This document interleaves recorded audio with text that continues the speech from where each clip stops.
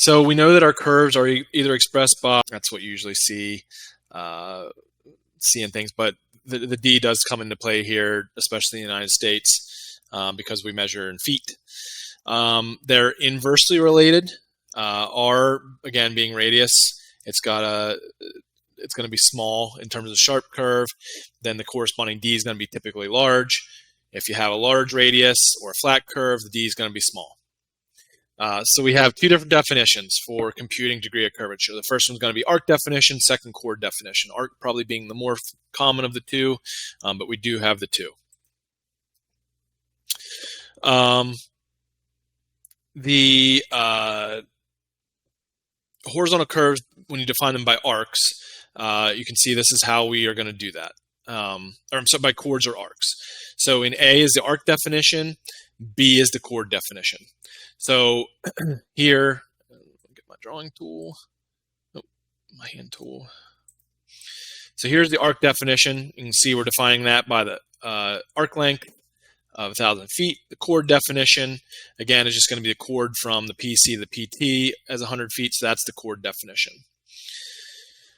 That degree of curvature is the central angle that's going to be subtended by an arc of 100 feet.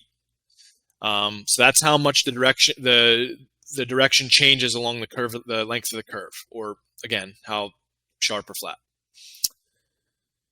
Or asking questions there, you are getting correct answers, so I am not going to interject. So I can keep moving here. When we're looking at the arc definition, or D sub A, the circumference of a circle bears the same relationship to 360 degrees as a 100-foot arc does to a degree of curve, and it's related by the following proportion. I know I kind of read that verbatim, but that's the definition. So these are the equations. I'll try to get you the 1, 2.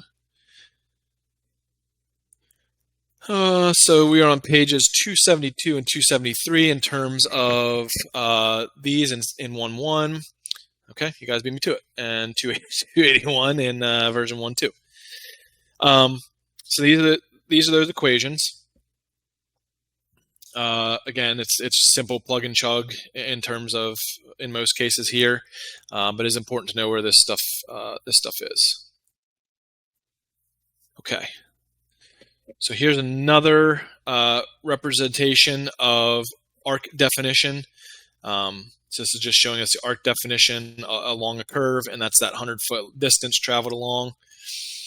Yeah, I in practice have never used chord definition, so I don't know, and I don't do rail design.